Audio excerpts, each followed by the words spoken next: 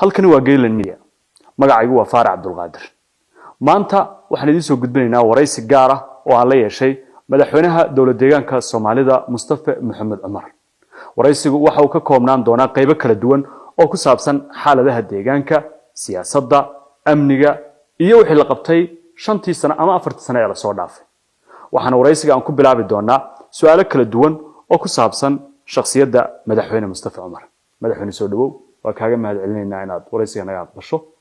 waxaan rabaa inaan ku weydiiyo markoobaad Mustafa Maxamed Cumar waa madaxweynaha dowlad deegaanka waa nin dhalinyaro ah dhinaca kale laga eego wax kale oo aan ogeyn waa noo sheegayso Mustafa ku saabsan ma jiraan ma jiraan wax kale oo aan ogeyn deegaankan ku dhashay deegaankan ku bartay waxaan isleeyahay dadku ay ogeyn oo farbado hadda ma jiraan inaad dhalinyaro ahayn taa unba wala dadku ay inaan dhalinyaro aan ahayn ma dadku malaha ogeyn taana adaa sheegay waad ku maadsantay ninka soo shaqeeyay hay'adaha caalamiga siyaasadda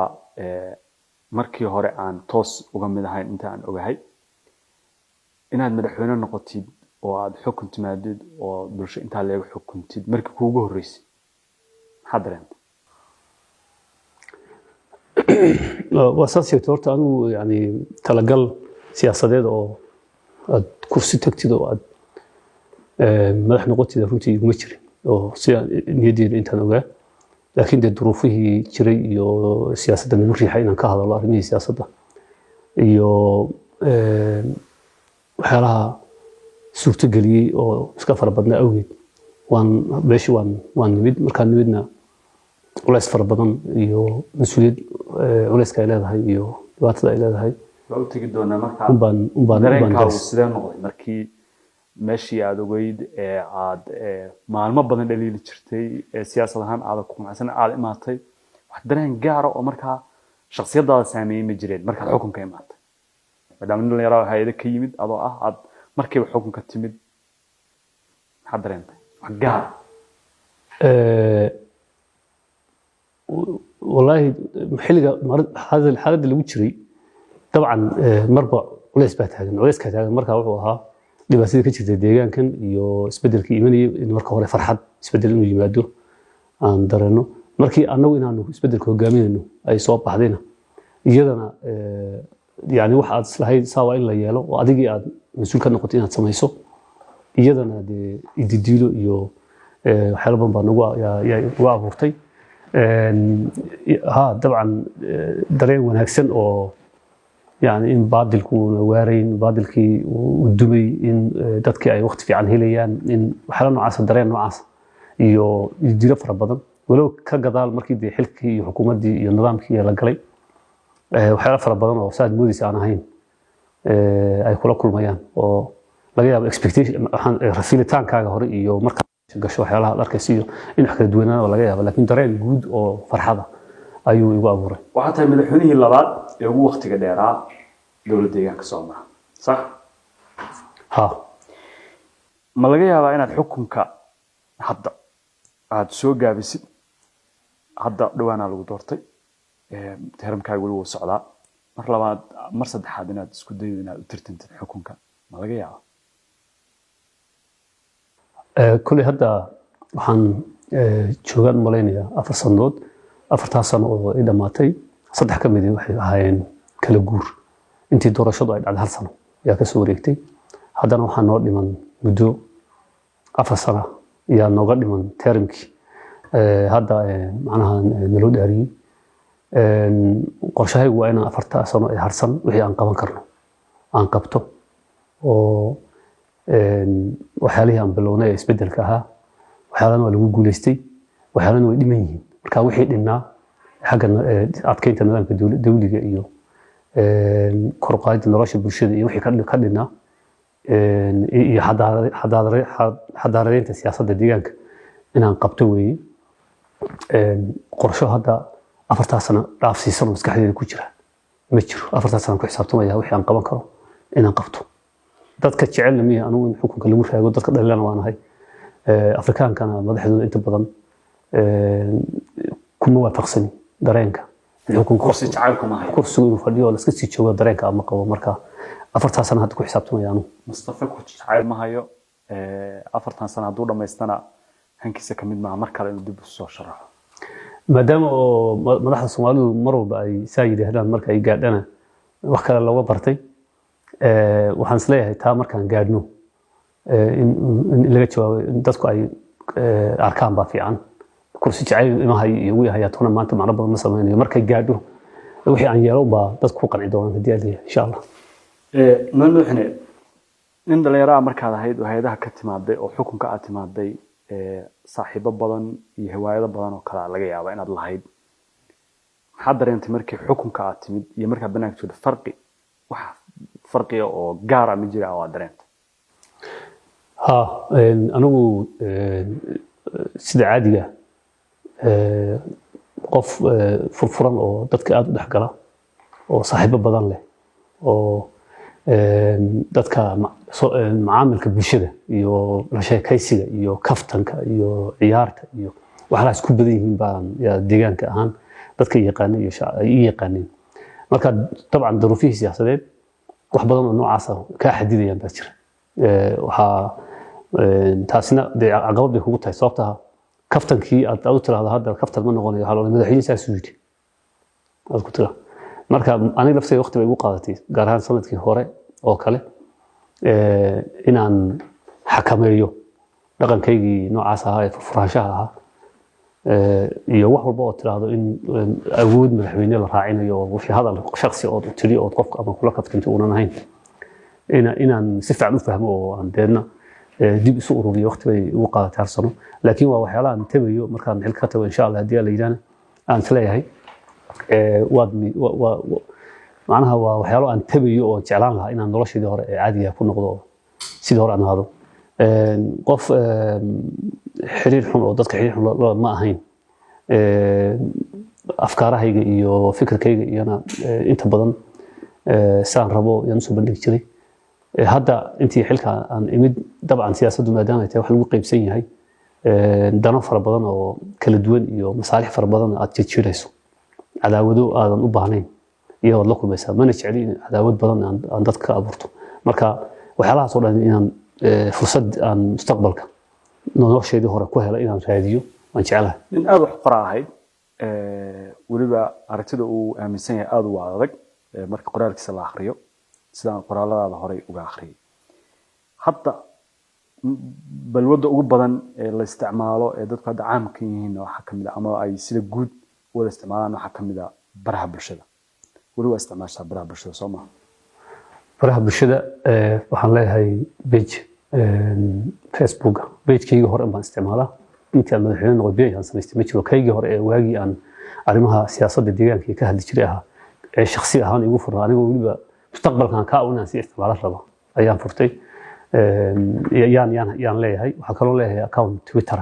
oo isagana macluumaadka dawladda iyo waxaan qabanayna aan ku wadaago shacabkan leeyahay labada baan leeyahay halkan waxaan ku hayaa dhowr ciwaan Facebook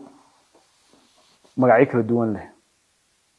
furixanti ma mooga marar badan laga yaabaa in lagu sheego adiga leedahay kaad leedahay oo gaarka waa kee Facebook marka laga hadlay Mustafa Umar ku qoranta mid kale midi maadaama siyaasaddu ku xirxirtay oo kaagan uu weyn yahay ma laga yaabo mid kale inaad isticmaashid oo kaftankaagii iyo aad ku soo gudbisid يعني اكفيري وحا ماشي هلا بيج فيسبوك oo fara badan baa la qoraa iyo waxba la sameeyaa doodaha taas ma ka duulaysa wad leeyahay oo maadaama shacab dad badan ay u horseedeen nibadii shaqadii hore ahaan jiray ee activism-ka iyo la xidhiidhinay wax walba meel lagu qoraba beeshiis aan gareyn la soo diraa qoraliya baa jira ma qoraabanahay laakiin xaqiiq ahaan waxaan hadda aanu isticmaalo oo beejisa oo gacanta ku hayo kuwa formalka officialka baa jira kuwa aan hadda koorax ku qoran jiray oo muxuu ahaa waayihan halganka iyo wax ku jirnay laakiin hadda aan isticmaalo way jiraan ciwaankaaga Facebook Mustafa Umar waxaad ku samaysaa faafreeb sax macnaha sidee waxba soo dhigtaa kadib dadka si uga jawaabayaan waxaas u waaytaa ما حلو لكن wuxuu u furan yahay comment dadka ku soo hadlay committee ku soo qoray waa akhriya markaan haleelo waan eegaa waxaad xidhatay qaybta faallooyinka dadka aan saaxiibka kula ahayn ha ahaato ama kuwa kugu jira ha ahaatee maxaad ula jeedaa way soo noqotay su'aashaasi madaxweynuhu muxuu faallooyinka dadka uga xidhay ma wuxuu diidan yahay in fikirkiisa la dhaliilo ama wuxuu rabaa isagu inuu hadlo oo dadka wax u sheegay isaga inaan wax lagu soo falceliyo ma rabo doodaha waan arkay inta badan ma aha waxaan aaminsanahay shakhsiyan dood kasta inay xalaal tahay waxaan aaminsanahay qaabka aan deegaanka hadda siyaasad ahaan u maamulo inay ka muuqato inaan dhaliil diidanayn telefishinadii baa furan habeenii maalin waa laga hadlayaa qof walba oo deegaanka ku nool beejkiisii wuxuu rabo ku qorayaa ilaa iyo xad xitaa haddii sharciyada loo raaco dembi lagu qaadi karo runtii laakiin aan isnadahan dadkan wadada cabursanaaba waxay rabaan hay yidhaahdaan oo shacabku hadda ay yidhaahdaan ruuxan wax ka qabataan nin walba wuxuu iska sheegay marka cabsi ama dhaliil nagu timaada awgeed maaha laakiin waxaan aaminsanahay akhlaaqiyaadka doodaha ee baraha bulshadu inay u baahan yihiin in la soxo yaan aaminsanahay in la soxo markaan aaminsanahay waxaa laga yaabaa dooda anigu egaan sheegayo inaan macno badan loo yeelin maadaama anigu aan ku hadlay laakiin haddii nin imika cadaani ama gaali uu soo qoro yidhaahdo social media qaabka commentida loo qoray iyo aflagaadooyinka ka socday iyo qaab noocaas ah waa in la soxo haddii la yidhaahdo oo boolisigi siyaasadii guud baa la bedelaya inay dadku aqbalaan baa laga yaabaa maadaama inagu inta badan wax la soo dhoofiyo aan qaadan waxaan aaminsanahay akhlaaqiyaadka doodaha ee social media wax badan ka khaldan in la saxana aakhirka la saxana way noqon doontaa waxa kamid ah matalan ba maxay tahay ujeedada loo soo bandhigaya waxa loo soo bandhigaya wax in fikir aad qabto dadka aad la wadaagto fikirkii aad qabtay naqdintiisa in la naqdiyo oo la diido oo la fikirkan sax maaha ani lama qumana waxaya waa fiican waxyaalaha noocaas oo dhan waa hashay laakiin dad abaabulan oo raba inay u isticmaalaan baraha bulshada inay shakhsi caayaan inay akhlaaq xumo fara badan oo dadka akhriyaya laftigoodu ay kaga lunto macnihii doodiiba ay kaga lunto inay geliyaan meelaha kale waa laga moderate garaya saxaafadda caadiga ee caalamiga waa laga ilaaliyaa oo waxyaalaha noocaas oo kale ah waa laga ilaaliya social media laakiin lagama ilaaliyo marka waxaan aaminsanahay anigu waxaa lagu ilaalinaya kuwa kale inay ahayd in doodii ayna meesha ka bixin oo aynan aflagaadooyin iyo buuq iyo akhlaaq xumooyin kale aynan mawduuci ka leexinin dooda matalan ba haddaan soo dhigo anigu waxqabad noocaas ka qaban xukuumadda waxqabadkaasoo dhan waa been waxa kama jiraan sax ma aha intaas xagaa lagu in la yidhahdo sax ma waa sax weeyaan laakiin markay isu bedesho waxaan macno lahayn oo dooda kale iyo oo aflagaadooyin waxaas ku saabsan dabcan qof gurigiisa isagu uu joogo qaabka uu rabo in loogu doodo isaga xaq u leh marka anigu ma jecli aflagaadooyinka iyo waxyaalaha noocaas ah in beejkeyga lagu doodo laakiin qofka uma diidani inuu beejkiisa intuu qaato xitaa wixii aan qoray aflagaadeeyo xitaa anigu wixii aan qoray intuu qaato uu yidhaahdo kan waxaan soo dhigay madaxweynihii sidan weeye waana sameeyaan cidnana laguma qabsado laakiin anigu beejkeyga inuu noqdo meel la isku caayo oo muxuu ahay dad yow akhlaaq la lahayn intay isugu yimaadaan ay afkaaro ma aha wax isweydaarsadaan cay isweydaarsadaan ilaa kuwa aan difaacayna way joogaan ogow inay meesheedii noqoto meel la isku caayo oo mararka qaarkood dee wax cay ma ahee wax bulshada qaybinayo oo qabaa'il iyo lagaga hadlo ma jecel ma aha aragti ku saabsan inaad aragtida diidantahay kala duwanaanshaha diidantahay way muuqataa inaan laba arrimood caddaynaytaa hogaaminta deegaanka ila shaqaysa iyo maamulkaan ka shaqayno sidaan uga doodno kaabine ha noqdo baarlamaan ha noqdo live baan usii daynaa doodaha iyo wax walba inaanan ka cabsanaynin dood ma aha laakiin akhlaaqiyaadka guud baan ku leeyahay social media waxaan qabaa mawduuc haddaan maanta laga doodin beri laga doodi doono inuu yahay oo soo bixi doono inay khalad tahay in dooduhu ay ku lumaan dad aan doodba u jeedin iscayrsigooda inay dooduhu ku lumaan inayna sax ahayn aan qaba madaxweyne xafiiska markaad joogtid su-aashaas waa ka gudbayaa 24 saac imisa saacadood baa ka shaqaysaa inta badan haddii aad safar aan shaqo aan ku maqnayn sida caadiga 8 subaxnimo laga bilaabo ilaa adigu 1 yaan soo galaa oon shaqaynaa qadada markay tahay ballamaha khaaska ah inta badan dadyo waxaa jira ku raadinaya ama federaal ka yimid ha noqdaan qadadoo kale inta badan waxaan sameynaa iyadana in lagu shaqeeyo qadada oo shirarkii wufuud oo kale iyo ha qadada dushii aan ku samaysano casarkii labadii barka ilaa meelahaasaan labada ama labadii barka kolba xilligii say ku xirantay qadadaasi qaadato ilaa 5 iyo 5 barka mararka qaarkood waa ilaa 6 waa la gaadhaa ama meelahaas laakiin inta badan waxaan isku dayaa in saacadaha shaqada aan shaqayno fiidkii markay noqoto habeenkiina ugu yaraan 6 barka ilaa 8 inta u dhaxaysa haddii jiraan shirar inaan galo ay tahay intaasaan qabsada marka intaas saacadaha hadii isku dardarin laakiin guud ahaan maalinkii oo dhan kulli shaqo baan ku jirnaa isbedelada siyaasadda Ethiopia qaybtan shakhsiyadda ku saabsan su'aashaas ayaan doonayaa inaan kaga gudbo isbedelada siyaasadda Ethiopia ku saabsan way badan yihiin markasta oo siyaasaddu isbedeshana Ethiopia waxa dhacaa in gudaheeda ama maamulada waxyaabaha la midka ay isbedelaan ma kugu jirta ama qabtaa dareenka in xilka laga qaadi karo oo sida asal ku timid oo kale aad ku baxdo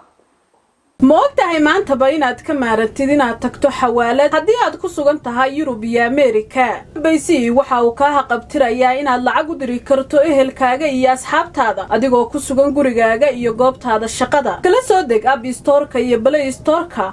ma ana fahmin su'aasha yaa iga qaadi macnaha dawladda Ethiopia saarahan xukunka Ethiopia marka kiilada oo kale inta badan waxa jirta in la bedelo isbedelo lagu sameeyo dareen ma qabtaa Mustafa in la bedeli ka 4 sano ka hor bari la bedeli kara qaba dareen dibna uma arko haba yaraatay way xisbigan ka tirsanay dawladdan ka tirsanay dawladdii shalay meesha ay keentay maantana hadii ay u aragto inay fiican tahay in meesha aan ka tago waxa haba yaraatay taas xanuun ay dib anigu ma haysan dib waxa igu haya wixii deegaankanaga ka jirjir inuu soo noqon anigu shakhsi baan laakiin deegaankanaga anu inaan joogay inaan tago inay ku xidhnaato nolosha dadkanagu iyo xorriyadda dadkanaga iyo ismaamulka dadkanagu ma rabo waxaan rabaa dadkanagu wixii shalay ay soo mareen boqolaalkiisan waxay soo mareen tacaddi ah qax ahaa dhibaato ahaa caburis ahaa inay dib u gelin taa iyada inaan ahaadii inaan ahayn kuma xidhna inaan u halgamo mar walba waa fikran u taagnaanay aniga intii la midkii laakiin anigu shakhsiyan inaan meesha joogo oo arooti bris laga qaadin ajandaba ma iyo taas haba yaraatay wax xanuun kuma hayso absolutely ka yaab madaxdii ka horeysay badankood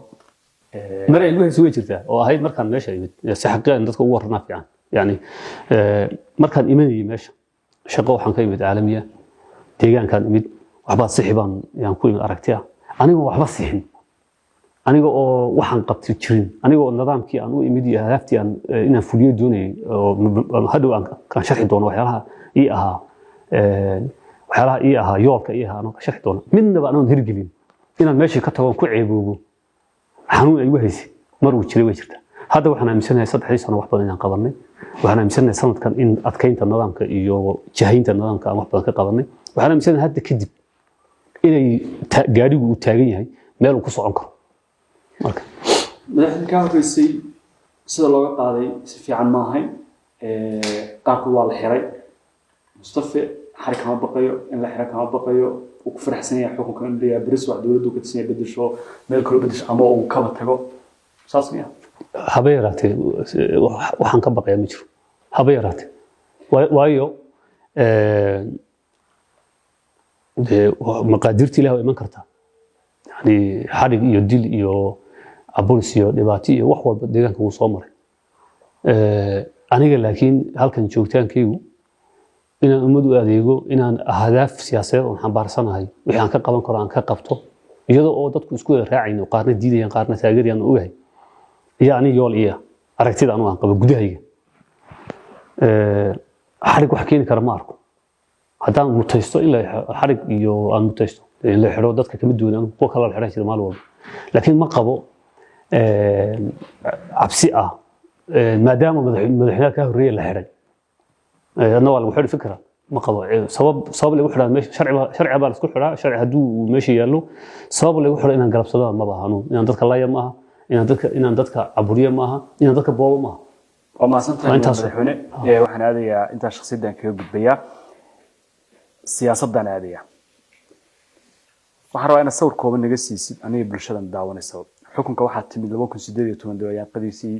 bishii Agoosto ayaa isbedelka ka dhacay deegaankan maantana waxaan joognaa November 2022 waa 4 sano maalinta timid iyo maanta deegaanka muxuu kala duwan mahadsanid wax weyn buu kala duwan waxaan ka bilaabayaa waxyaalihii qabsoomay 3 sano aan ku leeyahay hadda maanta yani haddaan xilka ka tago niyad ahaan waan fadhiyaa aan ku leeyahay laakiin sanadkii koowaad iyo ilaa sanadkii labaad intii la gaarayay maadaama dhac siyaasadeed fara badan ay jirtay warma adiga oo aragtidaadii iyo hadafkaagii iyo waxba aan maaragtay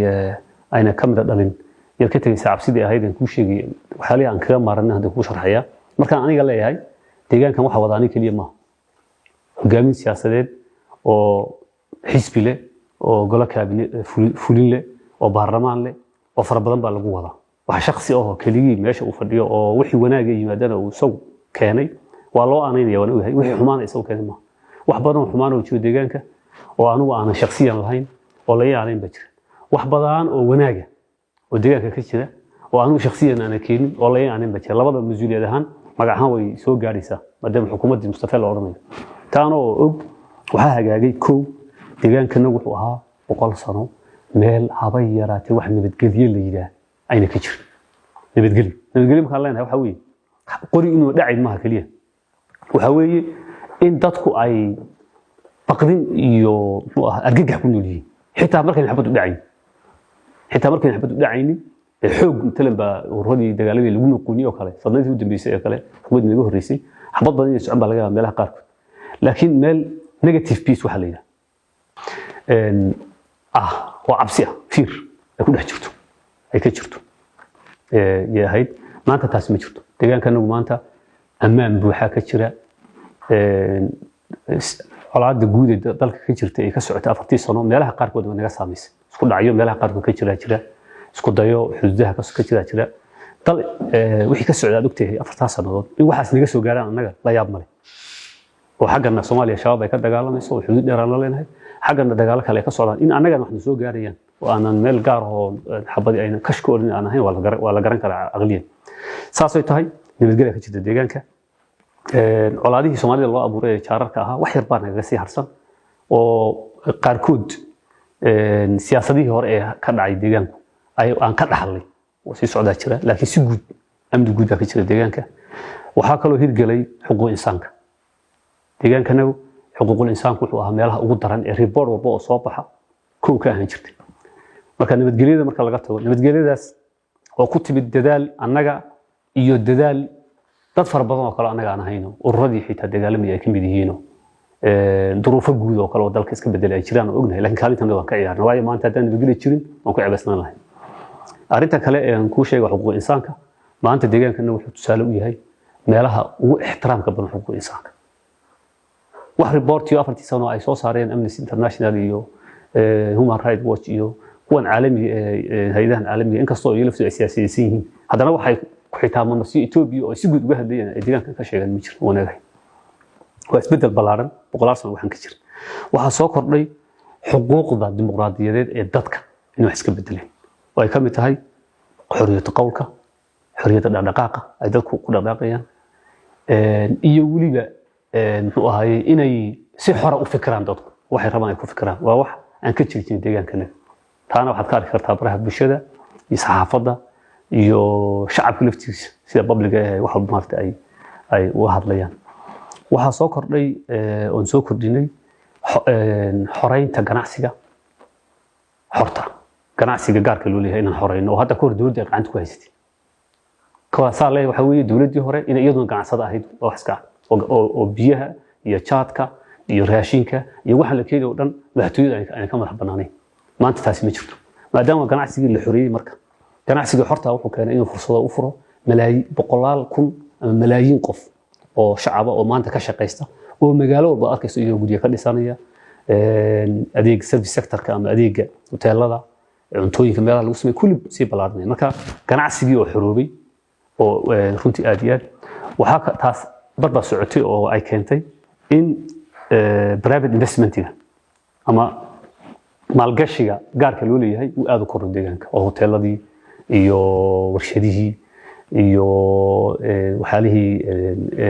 maalgashiga ahaa ee beeraha iyo aad aragto dadkii oo shacabkii inta dawladda ka maarmeen iyagu bilowday taana waxa saamaxay siyaasadda dawladda ee xor ka dhigtay ganacsigii diidayna in dadkii mas'uuliyiinta ah iyo qaraabadoodu ay gacanta ku hayaan dhaqaalihii dhinac walba kii dawladda iyo kii kalaba waxaa kaloo isbedelay oo iyadana wax weyn iska bedeleen siyaasadda hadaa in la xadaareeyo deegaanka oo siyaasad lagu murmo inay jirtaba oo mucaarid iyo muxaafad la yeesho oo dawladda la dhaliilo oo dhibaatooyinka ay dawladdu laga sheeganayo ama maamulka xaqiisa ha ahaato ama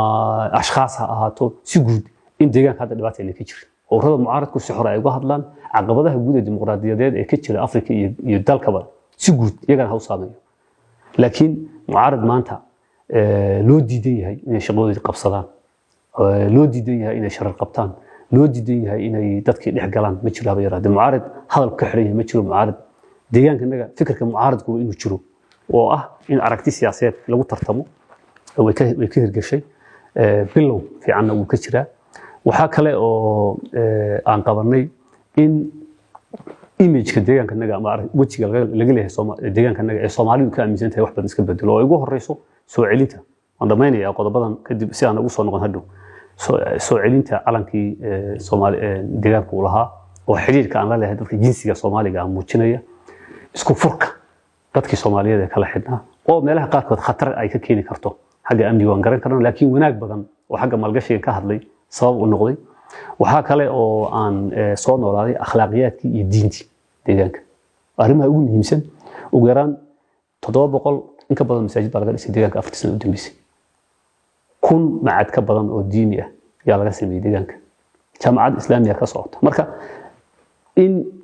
dadkii ay diintoodii iyo akhlaaqdoodii iyo xor u noqdaan waxay keentay wanaag fara badan oo ay u soo kordhisay shacabkan oo markii hore ruuxda iyo lagala dagaalamayay qulubta lagala dagaalamay oo la diidanaa inay waxay yihiin ahaadaan ama Soomaaliha ahaadaan Islaam ahaadaan labada lagala dagaalamay Islaamnimada waa lagala dagaalamay Soomaalinimada lagala dagaalamay labadii maanta way u soo noqdeen waxa kale oo xagga maamulka loo hagaagay in aan qaybino xukunkii oo aan dad badan Soomaaliyeed gaarsiino oo dawladdii ugu salbalaadneyd ee deegaanka aan ka hirgelino oo muran ku jiray dadyo ka hadlay oo ka careysan way jiri karaan laakiin in aan isku daynay cadaaladdu ninba suurmo u macnaysan Soomaalidu waa garanaysaa laakiin wixii jiray qaab dhismeedii jiray anagu eegayna inaan isku dayno inay ka wada dhex muuqato Soomaalidu oo maamul Soomaali ay wada leedahay kuna midaysan tahay in la sameeyo oo ku guuleysanay waxa cadeyn u 4 sanadood kala qaybsi Soomaaliyeed oo dhexdanada oo balaaran oo soo noqday ma jiro hogaamin isku midaysan oo cod midaysan Addis Ababa iyo Ethiopia markay tagaan kaga hadlay oo Soomaaliyeed ayaan dhaqan galay waxa kale oo ku guuleysanay inaan soo ururino dad aqoon-yahan u badan oo hogaamintii lagu soo biiriyay jaamacadihii hay'adihii meelo badan laga keeno laakiin dadkii la riixay hadda ka hor dadkii tayada lahaa ee aqoonta lahaa ee wax bartay ee waxbarashadoodaas ummadda inay u faa'iideeyaan fursad aan u helin la riixay inaan soo ururino oo maamulka ama baarlamaan ha noqdo ama kaabiniye ha noqdo ama dawladda ha noqdo badankoodu dad aqoon leh ay maanta yihiin sidee kulligood ma wada fiican yihiin ma laga yaabo bilaadan baa leeyahay malama fiican karo laakiin in isku day dhab la sameeyay in dadkii tayada lahaa ee wanaagsanaa ee akhlaaqda lahaa la soo ururiyo waxa kale oo aan ku guuleysanay inaan codka Soomaalida iyo matalaadda Soomaalida ee heer qaran kor u qaadno waxa cadeyn u ah inaan haysano matalaad aad wanaagsan oo xagga awoodda ah oo ra'iisul wasaaraha xisbiga hogaamiya talada hayo maadaama Ethiopia talooyinka u badan xagga xisbiga ka yimaadaan qofka labaad in Soomaaliya guddiga fulinta iyo golaha dhaxba tira fiican aan ku leenahay ka saddexaad inaan nahay qoomiyad ahaan oo meesha aan ku joogno mashaariic ilaa iyo 20 bilyan ka badan oo jidad iyo wax kale isugu jiraan heer federaal oo hadda koraan ka heli jirin aan ka helay laydka oo kale 58 magaalo in laydka 4 saac inta la xisaabtanay dawladda dhexe iyo hay'adaha ka jiray in la keenay oo ay socdaan waxa kale oo aan ku guuleysanay inaan soo afjarno dhaqan deegaankana ka jiray oo ahaa dhaqan hay'adaha nabadgelyada dadka ka shaqeeya iyo dad ay la shuraakeeyeen oo akhlaaq xun oo hay'adaha federaalka ee nabadgelyada ku jira ay dadka qaab jaajuusnimo ah loo kadeedi jiray oo qofku inuu la yeesho oo kale ahaan jirtay tiina soo afjarno oo maanta cid cabsanaysa waxa iyo galabsatay mooy cid cabsanaysa oo hebel kugu soo qanjirinaya wixii Soomaali la oran jiray inay ka jirin deegaanka diintooda iyo fikirkooda siyaasadeed cid loo eryanayaan inay jirin oo dadkii ay ka xoroobeen dadkii weegaarkii ku dul noolaa iyaga ee la oran jiray hebel buu ku xiran yahay oo haddaad hebel la culoodo wuxuu kugu dilay la oran jiray in meesha ka baxdo waan ka shaqeynay waan ku guuleysanay waxaa kale oo aan ku guuleysanay inaan ka jawaabno abaartii ugu xumay deegaanka 40 sanadood ama 50 sanadood aan hore loo arag oo runtii si cilmiyeysan looga hortagay keentayna in naf badan la badbaadiyey waxaa kale oo aan kor u qaaday dakhliga oo xintii 4 sano hadda anagu aan joognay ugu yaraan 18.2 bilyan oo bir yaa la soo ururiyay 4 sano halka 10 sano ka horeeyay 4 sano laga soo ururiyay 10.9 bilyan ama 12 bilyan يعني 4 sano wixii la soo ururiyay ka badan wixii 10 sano la soo ururiyay طبعا inflationka iyo sicir bararka waa la eegaya iyo lacagta qiimo beesha laftigeeda laakiin waxay ku tusaysaa in kor loo qaado dawladnimadana waxa koow ka ah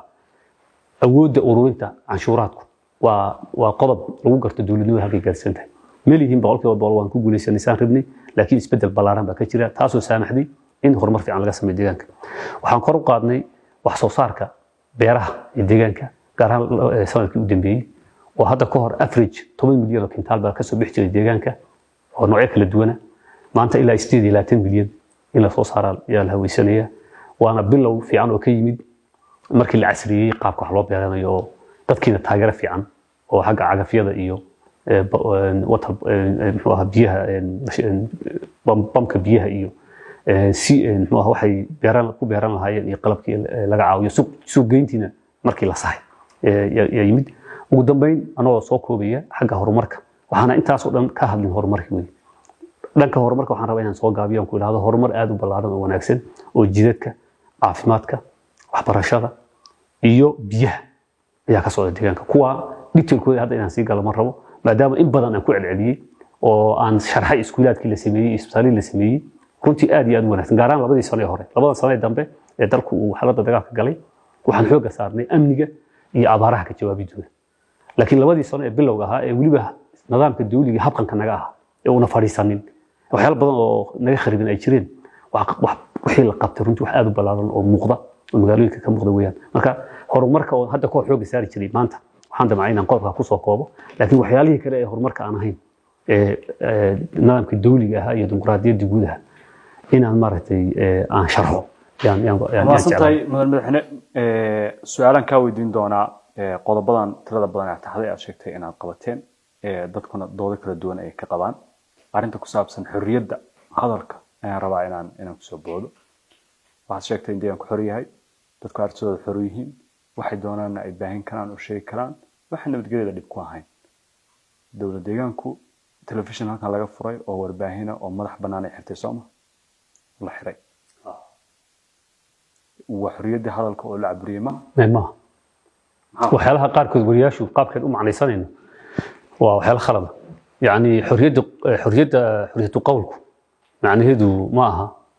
television baa la xiray sadartii xoriyad ma jirto laba oran karo kuwa kala furan 12 baa furan isaga maxaa loo xiray su'aashu isaga waxa loo xiray wuxuu ku xadgudbay shuruucdii saxaafadda ee u taalay deegaanka marka yani cabir ma noqon karto television hebel baa la xiray sadartii xoriyad ma jirto 12 kala furan maxay u furan kuwa kale hadii wax kasta sharci buu leeyahay hadii ay ku xadgudbaan dalalka aynu ku dayanay hadda saxaafadda iyo dimuqraadiyadda ka sheegayso maalin bajareed baa la xidhaa iskuma xidhna waxay ku xadgudbeen waa maxay waxay ku xadgudbeen مثلا marka iyada qolada adlada waa la xidhay waxa lagu xidhay maadaama oo ay damceen in ay iska hor keenaan qoomiyadaha ku nool deegaanka oo ay diyaariyeen barnaamijyo iska hor keenaya dadka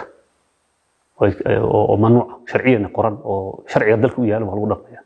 taala ma ogola kuwa kale sameeyana waa la xiri mana aha xorriyadu qowlku waxaad rabto sheegay waxaad sameey ma qawaaniin bay leedahay qawaaniinta dad dhaafto waa lagu qaban laakiin idinka waxaad dhibsateen marka taa laga tago oo ah wax qabad dadku inay dhalin idin soo jeediyaan lagu ma xirin 12 television baa wada dhalilayaan ku iyo 3 oo activist يا هبيني مالك هذا يو هلكن بلا عدا ايغا هلكن هبل ساس waxaad hayo qoray ma la xidho kuwa adan ku weydiinaya dib ku weydiinaya yani magaalada hadda caawa saacadan kula hadlay dad Facebook furto 2000 ma ahe 20 kun qof hadlaysa oo dhaliisha aad leedahay iyaga loo xidhay macnaha aamusiin dadka inay hadlin haday tahay 20 kun maxaa loo daayay laakiin selectively si dadka sharciga qawaaniinta ay ugu hoggaansamaan oo sax xorriyadu qowlku macnihiisu uu ahayn xorriyadu qas si loo tuso cidii dambiga soo la weydiin waxyaalaha wareerka Kenya hadii la yiraahdo yani hebel nin baa la xiro masaadirta wala caburina lama caburinayo caburisku benchmarkiga ama waxa laga duulaya waxa weeye codad kala duwan ma ka jira deegaanka dadku si xor ah fikirkooda ma u sheegan kara dawladda ma la dhaliili kara mowduuc kasta ma laga hadli kara dood ma laga fur kara weeye ma ahe nin wariyaashu ma malaa'ig ba bayzooy baha saxaafadu waa inay ogaato wariyaashu malaa'ig ma waa sida dadka caadiga oo kale wariye tuugaa jiri kare wariye dan kale oo cid kale u adeegaa jiri kare wariye shabaab u shaqeeyaa jiri kara haduu jiro marka in la yiraahdo saxaafadu sideedaba muqaddas weeye oo sida kitaab qonta la saxaafa nin saxaafiya la xirisaa darteed waa la xadgudbay taas waa khalad waan arkaa iyadoo laga leeyahay inta badan arrimo noocaas ah Soomaaliland iyo Puntland iyo Xamar laga leeyahay arintaa waxaan rabaa in saxaafadu dib isugu noqoto saxaafadu kitaab quraan ma waa meel dad xun iyo dad fiican bay geli karaan inta xun marka in umada laga qabto ay ku xadgudubtaa waliba saxaafadu imika Soomaalida sidoo kale akhlaaqiyad laga soo u baahan baa jira oo ah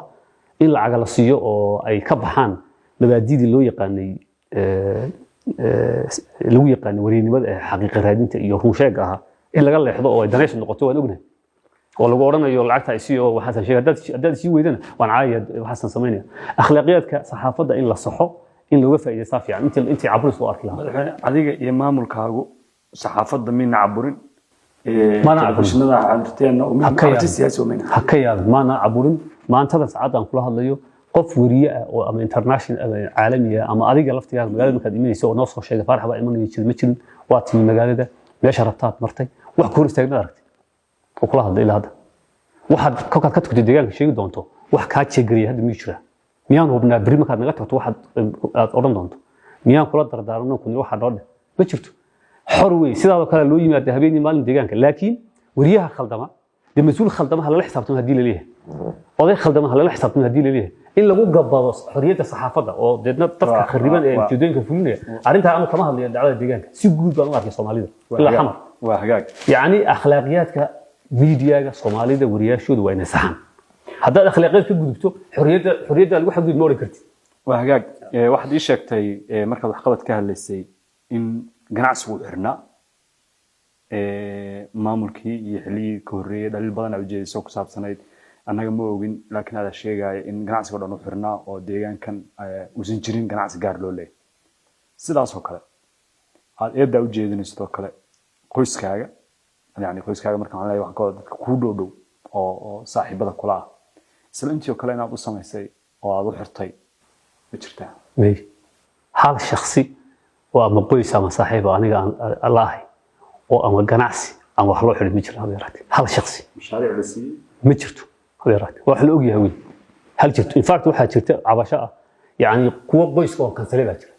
قوة بويس كتشيء هذه رهان أتكهد بس أو بويس هو صار صاحب بقوة أتكهد بس هذه كذا وأن كنسلي باكر أنا بجرت هذا مؤذنين ما نحاول كسر marka iyada aragtida ka soo baxaysay qaabka loo siinay laftigeedu in qaab lagu ceebeynayo xukuumadda iyo taaba u arkay yaa jira oo idin sidaan sax maaha qaababka way jirtaa labadii sano oo horeysay qaabka mashaariic loo bixinayo deegaanka aniga iibku in wax naga khaldanaayeen waa arrin aan anagu dawlad ahaan qaadanay oo niri bilowgii maadaama habkan uu jiray maxaga maamulka dadkana aadan dhimin oo dad farbadan mas'uuliyiin oo xabsadii lagu aaminay nin walba suraba uu dhaqmay in wax naga khaldameen oo dadyow laga yaabo in qaraabakii loo siiyo dadyow iyo tartan gelinaysa waa tan qaadanay niri arrimaha waan saxayna sanadkii u dambeeyay ma jiraan hawlaas si cad baan u yahay waxaad ka hadashay saami qaybsiga xukuumadda waxaa Soomaaliya oo dhan oo gobolka Soomaaliya degan Soomaalida oo dhan baa ka midaysan kuraasta baarlamaanka iyo golaha fulinta marka la fiiriyo sawirkaas aad uga wanaagsan sidee tusaale ahaan waxay u badan tahay deegaanka marka laga hadlayo waxaad sheegtay in dadka Soomaalida oo dhan ay iska dhex arkaan waxaana ku faantay inuu yahay maamulka ugu horreeyay sidaas oo dhan ay uga dhex muuqdaan dadku arrinta ka soo horjeeda jirta oo ah golaha wasiiradu 95% waa hal reer xagee reerkii baarlamaanka iyo wasiirada waa sida aad u cadeynaysid in dadka Soomaaliyeed hadda ka mid noqdeen ay saas kale ay u jirtaa eeda la xiriirta in wali uu taagan yahay halkii wax badan aysan hoos uga digin laga yaabaa de macnaha dadku waxaan ku sheegay aragtida anagu Soomaaliya 4.5 ma raacno oo qabaa'il la yiraahdo reebel intaas uu leeyahay ma jirto halka waxa ka jira maamulo gobol iyo degmooyin ka jira waxaan isku daynaa gobol kasta dadka ku noolna waa qabaa'il wala garanaya laakiin gobolka 5 iyo 6 qabiilana ku nool ma jiro deegaankana marka anaga nidaamkanaga siyaasadeed wuxuu ku saleysan yahay qaab dhismeedyo la dhisay oo degmooyin iyo gobol ah ku dhisay degmooyin iyo gobol ahaan inay ka dhex muuqdaan aad baan ugu dadaalay oo qabiilkiina uu ka dhex muuqdo halka maadaama hadda tiraahdo iminka gobolka jarar aad tiraahdo ama wardheer aad tiraahdo ama gudi aad tiraahdo qabaa'il degan baa jira oo halka degan fara badan inay cid walba ka dhex muuqato waa lagu dadaalay marka waxay ku xiran tahay adiga fahankaaga yani markaad leedahay boqolkiiba sidaa weeye wixii naga horreeyay muxuu ahaa inaad soo daraysay ilama soo aha inta baarlamaanka oo kale qaab dhismeedkii hadda ku hor jiray deegaanka si loo qaybiyay waan u qaybinay laakiin dad iyagu aan u arkaynay inay yihiin dad minority oo aan ka dhex muuqan inaan ku kordhin waan ku dadaalay marka deegaanka yani haddaad tiraahdo Soomaalida ku qaybinaya يعني قبيل هدات تراهدو قبيل kuwa dadka boqolkiiba 90 bay haystaan laga yaabo hadda aad sheegayso inay leeyihiin waana la qadiyay doorka waxaan ma haysano yani kama duuli karno anagu xisaabtan kareeraha maskaxda kaga jira intaas aanu nahayda waxaan ka xisaabtamaynaa wixii dhaqankii siyaasadeed meesha ka jiray iyo qaab dhismeedka dawliga ee dhisan in dadku ka dhex muuqdo kulli afartaada sano ma soo kordhisay wax maamulo iyo degmooyin oo soo sameysay laba degmo soo kordhinay kaliya oo gobolka City labada degmo soo kordhiseen marka ma waxa ka bedeshay sawirkii 5 sano ka hor lahaayay ee ah in gobolka aan dadku u sinayn labada degmo kaliya ku kordhisay horta degmooyin iyo gobol in la soo kordhiyo ma fiicanta mise ma fiicna laftii aan soo diinay waxyaalaha u baahan dooda u baahan ee banaanka yaalla maxaa la soo kordhiyay in la yareeyaan qabaanu dad weydiiso dadka deegaanka ku nool waa dad yar oo kooban weeyaan marka yani eeg 52 degmo ahaan jiray deegaanku 52 degmo miisaaniyadii loo qaybinayay gawaaridii iyo adduunka loo sameyn lahaa markii 95 hadda la gaarsiiyay hawlfulin bay u badatay mushahar horumarkii dhaawacaysa structureska dawliga waa inay ka duulaan adeeg bixin inay qancin qabiil ka duulaan ma marka in reero la siiyo degmooyin la yiraahdo reer hebel uu ka maqan yahay waa lagu yimaada Soomaaliya waa inay fiiri waa inaan u fikirnaa ururin maamul oo iyaga la yiraahdo waa inaan yeelanaa 11 ama 15 magaalo oo waaweyn oo caasimado jijigo kala say ku imanaysaa waxay ku imanaysaa marka maamulku meel lagu ururiyo waa in la yiraahdo degmooyinkan waa inaynu inta dhisan imika hadii aan yareen kar weyno inta dhisan imika intaan ku deyno aynu maal gelino oo degmooyin macnalaho shaqeynaya oo maamul ka hirgal ha noqdaan laakiin in la yiraahdo reerkana kuma jiraan halka tuulo kala nolol sameeyo sida hadda socoto kale arrimahaas waa fiqh khaldan marka laguma qiimeyn karo maamulka wanaagiisa in degmooyin gobollo la sameeyo cadaaladda laguma qiimeyn karo taaliftigeeda reeraha ma diiqayso 300 degmadaan sameeyay ma diiqayso reeraha tartamay raba in degmooyin helaan waxa ka muhiimsan in la yiraahdo criteria maamul hala sameeyo oo ah halkee gobol noqonaysa halkee degmo noqonaysa ha ku saleysnaato shuruuc iyo criteria la yaqaan ku saleysnaa kolba qofka meesha jooga wuxuu jecel yahay oo nidaamka dadku ku heshiinayaan cadaaladda in la sameeyo ka muhiimsan in la yiraahdo maxaa soo kordhisay wax soo kordhisbaa in degmooyin la fardhiyo oo gobollo la fardhiyo oo waliba si cadaalad ah loogu qaybin dadka oo sabab aan lagu qaybin hadda kuwii hore khaldan yihiin madaxweyne 4 sano haystay maxaa soo hooyay anu way khaldan yihiin ma oran si guudba kuwa hore kama hadlayo waxaan ka hadlayaa waxaan ka hadlayaa 95 baan ka hadlayaa anu kama hadlayo kuwa dawladda naga horeysay ay ku dartay si guudba waa fikir khaldan oo banaanka yaala inaan leenahay waxba dawladda hore wax samaysay ma sida wax loo dhisay deegaankanaga ee degmooyin iyo gobolladii laga soo bilaabo maalinkii la aasaasay deegaanka waxan baa lagu dariyay Soomaa yani xukuumadii hore wixii lagu dariyay bay ku dartay iyadu trendiga ah baan ku diidanay anigu aragtida ah xukuumad kastoo timaada waa inay wax ku dartaa taasaan ku leeyahay waa khalado waxa ka fiican in la yiraahdo waa inay wax ku dartaa ma ahe kow nidaamka wax loogu darayo in la dejiyo waa hagaag nidaamka wax loogu darayo in la dejiyo oo uu criteria inuu shuruudo yeesho iyo process uu maro oo bulshadu ay ku heshiin karto matalan ba imiga hadaan anu maanta ilaahdo gool baan sameeynaya iyo degmooyin maxaan raacaya ilan shalay waxay ku meel mareysay xoog ama nimankii joogay marka halka ma joogay Tigreeg ahaa baa oran jiray halkaasna siyaasiyiintii u qaybiyaan ama cid markii ka dambeysay baa xoog ku sameeyay marka wali deegaanku ma leh siyaasaddaas ma laha marka standardization in la sameeyo standardka gobol maxaa noqon kara imiso kuna qof markay dadku gaaraan bay gobol noqonayaan degmo maxaa noqon kara imiso kilomitir u adeegaysaa in shuruucdii iyo qawaaniintii بريتولا ما أنت واحد يروح سوق ما نقول دافعين عنه دبعت مالي مركب أفرس ما حد سوكر يسمى أفرس واحد سوكر ديني نظام يدول النمو يأديك إلا بحية وياني إن ما مول الله يسوي فائدة ما مالي وحن كلها هاي إن ما مول الله يسوي أو قبل الله سميه أو محل سميه ما أهبان كلها وناك ما هو ولا ميزانية وحنا قبل لها يا واحد جلس أفر بقوله ما مول تارجس ما قبل بايق وحاجة نوع سياسة هذه deegaanka waxaad sheegtay inay ka jirto xadaarad siyaasiya oo xisbiyo kala duwan oo aragtida ay kala duwan yihiin waxaan soo qaadayaa ONLF jamhadda xoreynta ogaadeen muddo dheer ay dagaalamaysay xorriyadu dagaalamaysay heshiis ay qaadatay asmaro dadka tagay wax ka siixaad ka mid ahay adoo maamulka uu cusub yahay deegaankay timid laba garab ay u kala jabtay waxa la aaminsan yahay oo marar badan lagu eedeeyaa adiga Mustafa iyo maamulkaagu inaad kala jabkaas qayb ka qaadateen maxaa ka jira arrintaas ma ogtahay maantaba inaad ka maarantid inaad tagto xawaalad haddii aad ku sugan tahay Yurub iyo Ameerika baysi waxa uu ka haqabtirayaa inaad lacag u diri karto ehelkaaga iyo asxaabtaada adigoo ku sugan gurigaaga iyo goobtaada shaqada kala soo deg App Store-ka iyo Play Store-ka